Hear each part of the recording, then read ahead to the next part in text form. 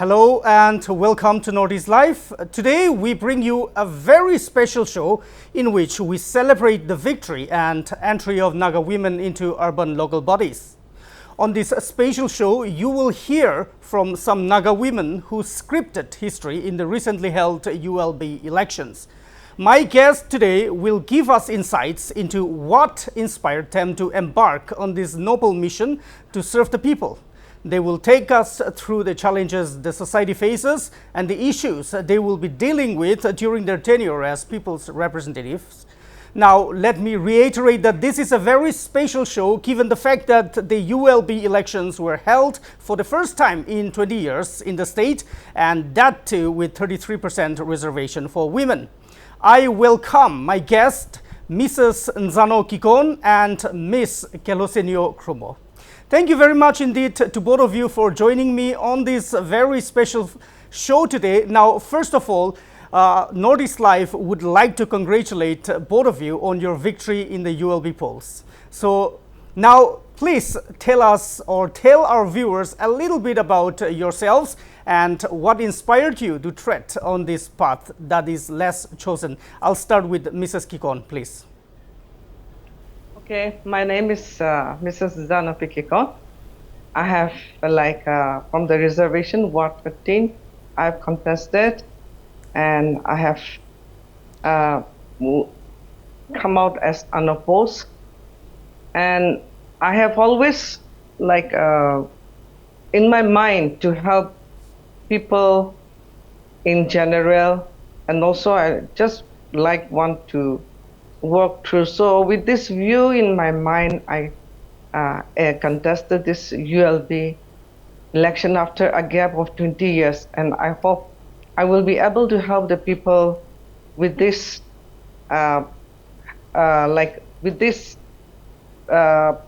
which I have been elected, and I'm looking forward to help the people.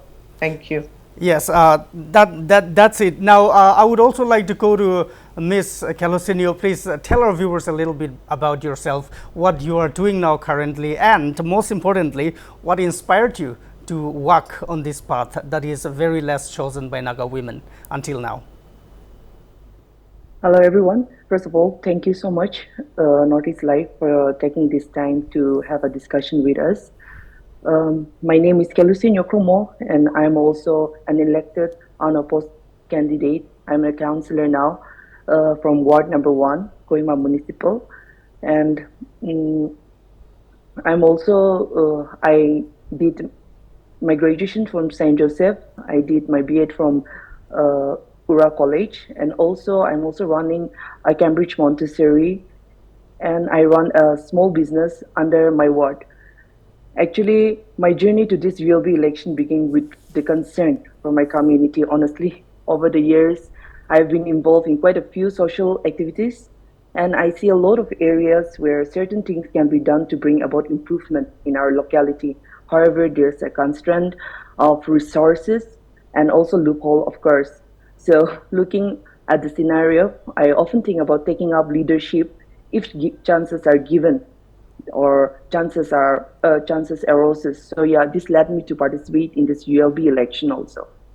Well, that's perfect. You know, both of you are, somehow you have a background of social works. You have been helping people in your own, capabilities, in your own capacities. Now, it's very pleasing, it's very heartwarming to hear that both of you have been serving the people even before you chose to contest in the ULP elections. So I think that's a perfect representative that the people have chosen for their own wards. Now, let us go down, let us talk about, more things. Now, let's see, the reservation for women was 33%. Indeed, yes, the reservation for women in the ULB elections was 33%. However, as many as 102 women won the ULB elections, which is higher than the seat reservation or the seat allocated to the women. Now, to both of you, what do you think are the factors, the main key factors that facilitated such a huge women victory? I would like to start with Ms. Khuvung. Thank you. Looking at this elected 102 and 102 elected women. Uh, I'm actually see. I've mentioned being a part of working team and also a social activist. I'm so thankful to our Nagaland government under the leadership of our Honorable Chief Minister Nipurio and also the 17 tribal councils for giving this opportunity and implementing 33% reservation to our society and making it possible in this ULB election. So speaking about this woman society, the significant victory of for 102 women in the ULB election is a remarkable achievement. I think the 33% reservation inspired a lot of women to participate, and to a large extent, it has given a hope for women to see the potentiality to be a part of decision-making process.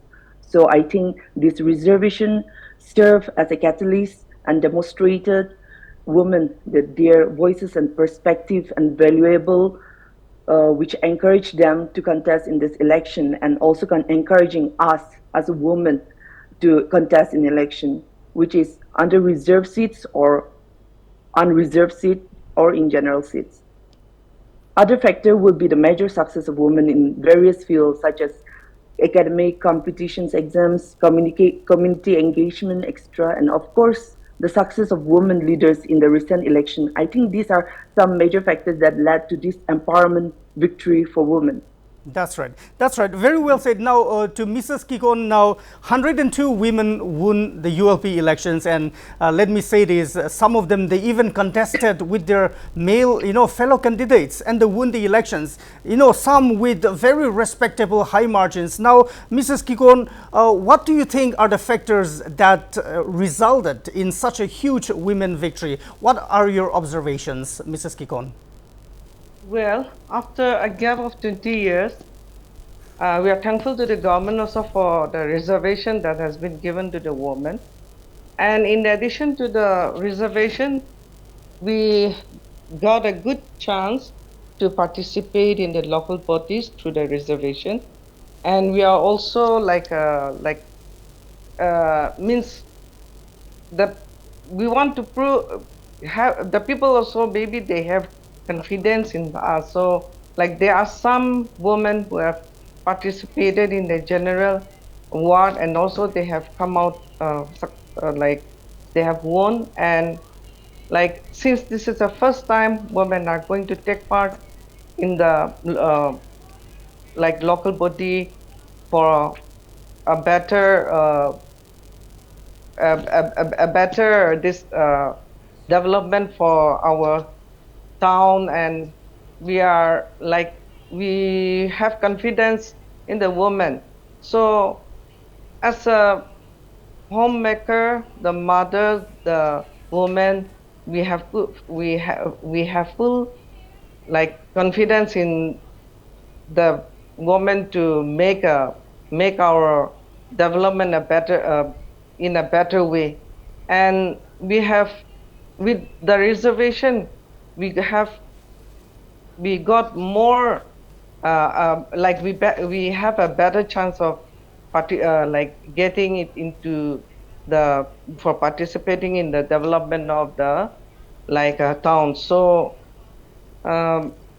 we can see that even the people have confidence in the women for making a better place to for the development. So like with this reservation, we got a good chance, the women, and we will try our best for making our town, making the development in a better way with this chance of so many, I like more than like getting chance of like through the woman who has more than their seats. So we are looking forward for a better exactly development.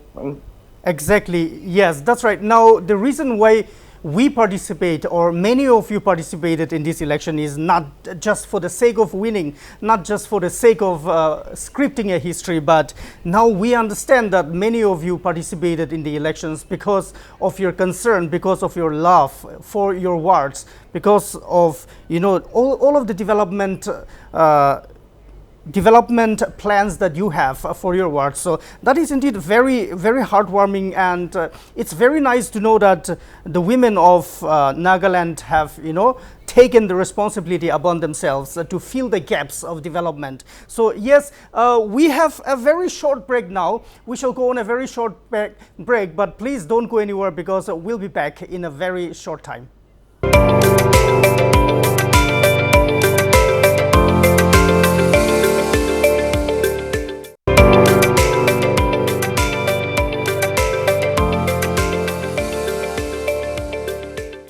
Welcome back. Now, let us talk about the development deficits. Let us talk about the development deficits. For the last 20 years, there were no ULB elections, there were no organizations, there were no individuals to take up the development works. Now, 20 years of development works have been stalled.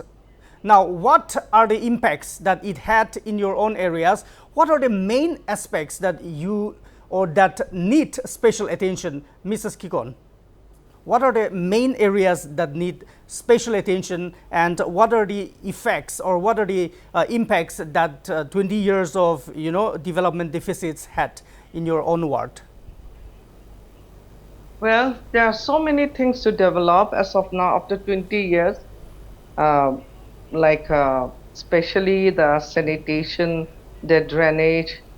In order to make the colony clean, we need so many development, and we are looking forward for making all those, like after like the funds and all. If they, through those things, we will try to make whatever is required for the betterment, for the development of the colony, and we are looking forward to make it, like, through all those, like whatever we have to do, we are looking forward to make a better place to live, and like make it a better place for the people to live. Right, right. Now, Ms. Krumo, now 20 years there was no ULB elections, and we understand our towns, our colonies, you know, the development of our towns and colonies is the responsibility of the municipal council. Now, 20 years there was no election. Now, in this period of 20 years, what are the impacts that, you know, the 20 years had in your own locality, in Nagaland especially? Tell us your observations, please. Okay, due to the absence of ULB, there is a major significant developmental gap, at least concerning my own ward. Since there is no government organization to oversee these issues in the ward, there is also no funds or resources to tackle the problems in the colony. First, there is improper infrastructure development, and Nagaland being prone to landslide, especially again my ward, and also being the capital of Nagaland, we have lots of landslide problems. We have so many environmental concerns that cause major problems for residents of my ward. Secondly, basic public services such as healthcare and education have also suffered. There is no healthcare facilities, being the largest ward in our Kohima town. Then again, there is water issue also. No proper water pipelines or water supply, but residents still have to pay for the water bill, which is funny.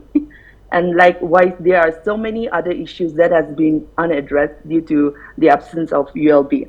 So addressing to this developmental deficit, there are some main areas that need special attention. That is our road, which is causing by the improper drainage system, and also sanitation, waste management, and also I want to enhance more on education and economic empowerment. That's right. Yeah. That's right. Now, since both of you are the representatives of people, now you are the people's representative. Now, Mrs. Kikon, what would be your first focus? What would be your first focus now? My first focus as the colony, they have confidence in me to work for them. So my first focus will be like whatever development, whatever is needed, whatever is included in the development of this local body. I will try my best to to please my people and make them like make a comfortable life which they have not received some years back. Now, like whatever is needed, I will try my best to make and to help my people in my ward in general. That's right. It's very important. It's very important to make our people happy because it is through them that we thrive. It is always a teamwork. So if you make your people happy, they are also going to cooperate with you. So that's a very good way to go about. Now, Ms. Khuvung, now, what are the challenges that you see ahead of you? What are the challenges that you can see ahead of you, and how are you planning to go about, dealing with the challenges? There are so many challenges will be coming up in the future. This is for 5 years tenure. So I'm looking forward to work with our government step by step, and also taking a step ahead to have a meeting with my community leaders and to prioritize what is needed. Well, that's right. Now, to both of you, we have limited time now. But for my last and final question, Naga women in politics it's not new. It's not new at all. There are many who hold positions in different parties now. However, taking up space in the society, and contesting is still a rarity. And let me tell you this, let me say this, there is nothing more important than taking up space. How would you like to encourage Naga women to take up space? What message would you like to send out to women out there who wish to take up space but do not know how? Mrs. Kikon. Well, we now we can see that some like even the women have our Naga women have started participating in the politics after a gap of so many years. Like there was no such thing, but now we can see within this few years we have two women minister, we have MP. So what I see is that if we try, I think we Naga women also we can go ahead with this. So I would like to encourage the women that taking this opportunity, each and every one of us should try to take part in politics to make our society a better way in, so that we can through this politically we can make our place to encourage, since we need politics also, so we should try whenever there is chance, whenever we get opportunity. That's as right. of now Exactly. we have. So I think we should go on with this. That's right. Now, Miss Khuvung, now what is your final, or what will be your final words to women, Naga women, who wish to embark on this journey that you have just embarked upon? Now, what would be your final message to Naga women? See, I believe our society is progressing, and the position and status of women have vastly improved, becoming stronger. And with 102 women elected in ULB and 2 women serving as MLS, it's clear that taking up space and participating in election is becoming increasingly common. This is the society we envision, one where no gender is looked down upon, and every gender is considered equally capable and valuable. And for those women who wish to take up space, start by believing in yourself first and your potentiality. This is very important. If you don't believe in yourself, and then you can't expect people to believe in you. Seek out mentors who can guide you, support you, surround yourself with a strong network of like-minded people, and That's also right. always stay updated with what's going on in and around. Know your Exactly. strength and weakness. And meta cognitive skill is very important, and always try to improve yourself personally and also professionally. I'm also Exactly. just starting my journey, so I really don't have so many advices right now, but these are some few things that I can share through my experiences. That's right. That's right. Very wonderfully said. Thank you so much, both of you, for the inspirational messages that both of you have conveyed to our listeners. And that brings us to the end of this very special show. I thank my guest, Ms. Kelosenyo Krumo and Mrs. Nzano Kikon, for joining us today. Northeast Life wishes you the best as you embark on this very noble journey. From the studios of Northeast Life in Guwahati, this is Chipen Khuvung signing off. Thank you and bye-bye.